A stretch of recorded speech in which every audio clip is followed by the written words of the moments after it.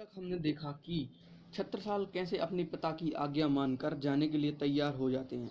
छत्रसाल वहां से चले जाते हैं और चंपत राय मोरन गांव की तरफ बढ़ते हैं। मोरन गांव की तरफ बढ़ते सहरा से 7-8 कोस जाने पर रास्ता चढ़ाई का था और बहुत सकरा था। एक ओर ऊंचे ऊंचे पेड़ थे तो दूसरी ओर गहरी घाटी थी। इस स्थान पर आने से पहले ही बारियों में विचित्र सी इशारीबाजी होने लगी। ठाकुरायन ने भांप लिया और उसके पति को कैद करने की तैयारी कर रहे थे। उन्होंने बुंदेलों को संकेत से सतर्क कर दिया। वे ठाकुर के चारों ओर घेरा बनाकर चलने लगे। सकरा रास्ता आते ही बारी सैनिक छर्रियां बनकर तानकर ठाकुर की ओर लपके। ठाकुरायन ने उनका रास्ता रोक लिया। एक बारी ने उनके घोड़े की बाँग पकड़ ली। बाकी सभी ने उसे घेर लिया। रानी ने देखते ही देखते अनेक बारियों को काट डाला, परंतु शत्रु अधिक होने के कारण भारी पड़ गए। इससे पहले कि वे उन पर हाथ डालते, ठाकुरायन ने तलवार अपने ही पेट में घोंप ली। तब चंपत राय को दगा का पता चला तो इन्हें असहाय अवस्था में यह संसार नश्वर जान पड़ा। उन्होंने भी कटार निकालकर अपने पेट पर चला दी। ठाकुरायन और ठाकुर मानो एक ही विमान में बैठकर सुरधाम को चले गए, परंतु बुंदेले तथा बारियों में घमासान छिड़ गया। जब तक एक भी बुंदेला जीवित रहा, दोनों के शरीर को कोई छू भी नहीं सका। अंत में दंभी व दगाबाज साहेब राय नंगी तलवार लेकर वहां आया। उसने चंपत राय का सिर काटकर कांख में दबा लिया और धड़ को नीचे घाटी में धकेल दिया। वीर चंपत राय का धड़ पत्थरों से टकराता हुआ उछलता हुआ नीचे घाटी में जा गिरा और साहेब राय ठाकुर की दुर्दशा पर अट्टहास करने लगा। दूर पहाड़ियों से आती हुई प्रतिध्वनि उसके अट्टहास से मिश्रित होकर एक विचित्र सा शोर पैदा कर रही थी। यह अनुमान लगाना शायद कठिन था कि साहेब राय चंपत राय की दुर्दशा पर हंस रहा था या चंपत राय का सिर साहेब राय की वीरता पर। इधर छत्रसाल ज्ञान शाह के गांव पहुंच गया। वहां जैसे ही ज्ञान शाह के गांव में छत्रसाल प्रवेश करते हैं, वहां पर पगडंडी पर कुछ युवतियां पानी भरती हुई छत्रसाल को देखकर आपस में बातें करती हैं। को आए जे जोन जे आगे जात आए, ऊ चंपत राय बुंदेल को पुत्र आए। बोलते बोलते ही वे पगडंडी पर चलने लगी। ऐसे मटक कर बोली, उस साले जबे मोए ब्याह न भाव तो यही लड़का हमारे गांव मामा के यहाँ आया था। बड़ो ही सजो लड़का है। ई उम्र में भी जो तलवार सांग तीर कमान सब कछु चला लेते, बड़न तो जूझ लेते। हमारे पड़ोसी में ही तो ई की जिज्जी रहता है। ऐसे ही लगाते कि जे ओई से मिलवे का आओ। अपने विषय में चर्चा करने वालों से बेसुध छत्रसाल व गिद्ध इस गांव में पहुंचे। सबके खेतों से लौटने का समय था, संभवतः इसलिए अधिकांश घरों के द्वार खुले थे। सकरी गलियों से निकलकर एक पक्के हवेली के सामने रुके। हवेली का द्वार विशाल था। ड्योढ़ी बंद होने का अर्थ था कि ज्ञान शाह गांव में नहीं है। छत्रसाल ने द्वार खटखटाया। अंदर से बातचीत करने की आवाज तो आ रही थी, परंतु किसी ने द्वार नहीं खोला। बहुत देर के बाद दरवाजे की खिड़की खुली। पूर्ण श्रृंगार किए अनेक विधि खनाते स्वर्ण आभूषणों से लदी एक चंद्रमुखी ने बाहर झांका। को आए? जिज्जी मैं हूँ छत्रसाल। अरे मैं हूँ। जिज्जी समझ गई। अरे छत्ता तुम आओ। और खिड़की बंद। छत्ता अवाक रह गया। 8 पहर निरंतर घोड़े की पीठ पर बैठे रहने, रास्ते की धूप और गर्मी झेलने और सुबह से ज्वर होने पर भी उनका हृदय प्रफुल्लित था, क्योंकि वह अपनी बहन मानकुंवर के पास पहुंच गया था। बड़ी बहन जो असहाय छोटे भाई को माँ की तरह ठंडे आंचल से ढक लेती है, प्यार देती है, दुलार देती है, सारी खुशियां उस पर बार देती है। परंतु एक पल की इस अप्रत्याशित घटना ने हृदय को शायद कहीं और अधिक थका दिया। एक बार फिर से उसने प्रयत्न किया। जिद्दी कक्का जू बीमार हैं, शत्रुन हमाओ पीछा। जिज्जी ने आवाज दिया। हमें सब मालूम है। तुरंत अंदर से कोकिल कंठ में बोला। अब कुछ भी कहने को नहीं रह गया। जीजा होते तो न जाने कैसा व्यवहार करते। लोगों पर मुगलों के आतंक का यह ज्वलंत उदाहरण था। निस्संदेह बहन उसे शरण देकर फूलों से लदी मखमल की सेज पर कांटे बिखेरने को तैयार नहीं थी। वह स्वयं भी अधिक अपमानित होना नहीं चाहता था, अतः उसने घोड़े का मुंह फेरकर एड़ लगा दी और गिद्ध भी उसके पीछे हो लिया। छत्रसाल को इस समय कोई भी आश्रय देना नहीं चाहता था। कोई भी नहीं चाहता था कि किसी को पता चले कि छत्रसाल को किसी ने शरण दी है और वह सीधा मुगलों के निशाने पर आ जाएगा। छत्रसाल को शरण देना मतलब मौत को बुलावा देना था। ऐसी भयावह स्थिति में छत्रसाल को अपने ननिहाल में अपने मामा की याद आई तो छत्रसाल तुरंत ही सुमरा के गांव की राह पकड़ ली। मामा के पास पहुंचा। मामा ने उसे तुरंत ही गले लगा लिया, धीरज बंधाया, कहा, तुम थक गए हो, मुंह धो लो, कुछ खा लो, विश्राम कर लो। छत्रसाल तब तब का सोया तो दूसरे दिन भोर होने पर जागा। मन शांत हुआ ही था कि मामी दहाड़े मारकर रोती हुई अंदर से बाहर आई। छत्ता को गले से लगा लिया। छत्ता को मामी का इस प्रकार जोर जोर से रोना समझ में नहीं आ रहा था। वह आश्चर्यचकित हो मामी को शांत कराने का प्रयत्न कर रहा था, परंतु वह रोते ही रोते बोली, बेटा, अभी अभी समाचार मिला है, तुम अनाथ हो गए, तुम्हारे कक्काजू और मतारी दोनों परलोकवासी हो गए हैं। हाय मेरे छत्ता, हम लुट गए। इस पर तो छत्रसाल भी रोने लगा। माँ ने रोते रोते ही सबको बड़ी कठिनाई से शांत किया। बहुत देर तक मौन छाया रहा। उसे तोड़ते हुए छत्रसाल ने मामा से पूछा, यह सब कैसे हो गया? मामा बोले, धंधेरों ने दगा किया है। मोरन गांव जाते समय मौका देखकर बारियों ने बुंदेलों पर आक्रमण कर दिया। घमासान युद्ध छिड़ गया, सभी बुंदेले मारे गए। बेटे, अब तुम यहाँ हो, अच्छा हुआ अपने हाथों मताई बाप की दिन तेरह कर लोगे। क्रोध के कारण छत्रसाल की मुट्ठियां भिंच गईं। मामा, मैं इन धंधेरों का दगा का मजा चखा इन धंधेरों को दगा का मजा चखा देगा। मामा ने कहा, तनिक धीरज रखो, भगवान हमारी सहायता करेगा।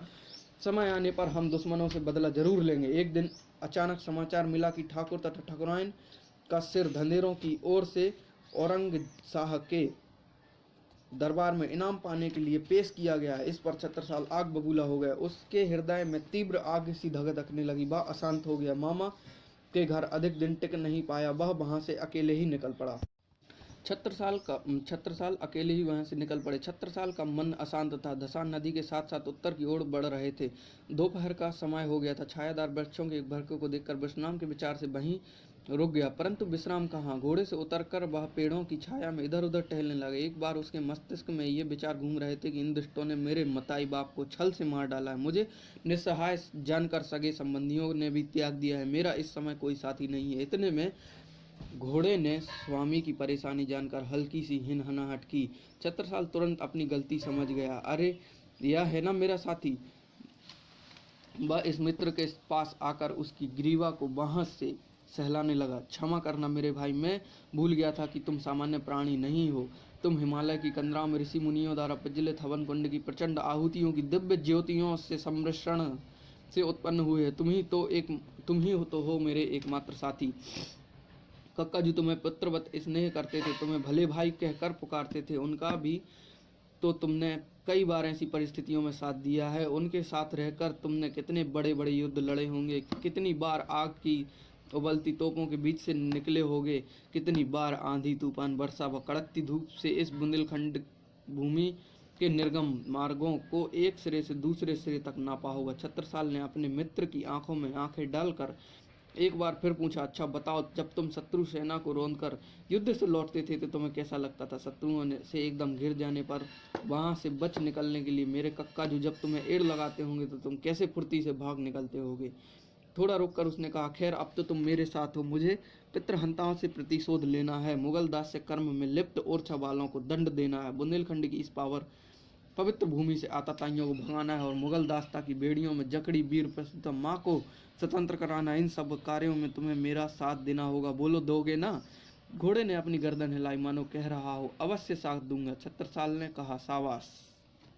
छत्रसाल ने कहा, मेरे भाई, मुझे मालूम है ऐसी अशांत मन स्थिति में तुम कक्काजू को महानी वाली माँ विंध्यवासिनी के मंदिर ले जाते थे। आज हमें भी अत्यंत अशांत महसूस हो रहा है, हमें माँ के पास ले चलो। घोड़ा तो मानो पहले से ही तैयार था। वह गंभीर ध्वनि में हिनहिनाया, अपने खुरों से धरती को 2-3 बार उखाड़ा और ऐसी स्थिति में होकर स्वामी की ओर तनी हुई दृष्टि से देखने लगा मानो वह तुरंत हवा हो जाना चाहता। छत्रसाल भी इस निमिष मात्र में उसकी पीठ पर चढ़ गया। घोड़ा दौड़ा चला।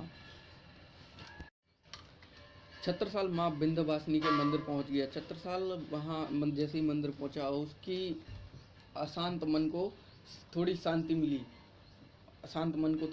मिली। उसको सहारा मिला और नए जोश के साथ छत्रसाल ने आगे बढ़ने की ठान ली।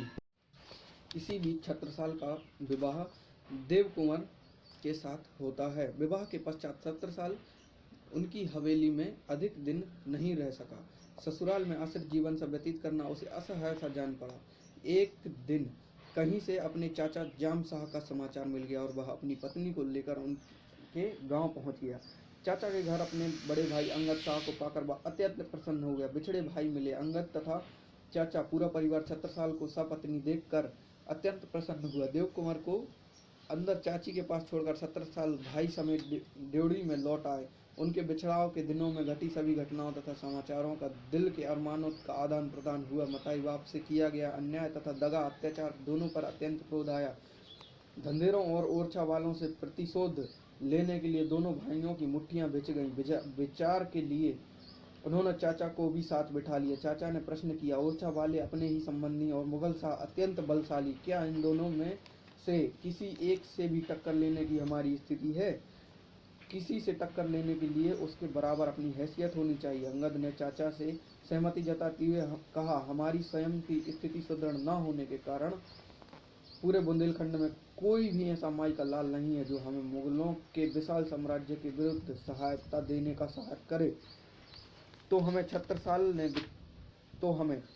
ने विचार रखा, कुछ समय शांत रहकर अपनी स्थिति को सुदृढ़ करने के उपाय ढूंढने चाहिए। ठीक है, अंगद ने कहा, मैं तो गोंड राजा बखत बलंद के यहाँ एक प्रतिष्ठित सैनिक हूँ ही। छत्ता तुम भी कहीं ऐसी ही नौकरी ढूंढ लो। नहीं, बिल्कुल नहीं, मैं किसी के मातहत इस प्रकार की नौकरी नहीं कर सकता। यह मेरे स्वभाव के विरुद्ध है। मैं तो किसी बड़े लश्कर में शामिल होकर अपनी बहादुरी के बल पर जागीर और मनसब प्राप्त करना चाहता हूँ।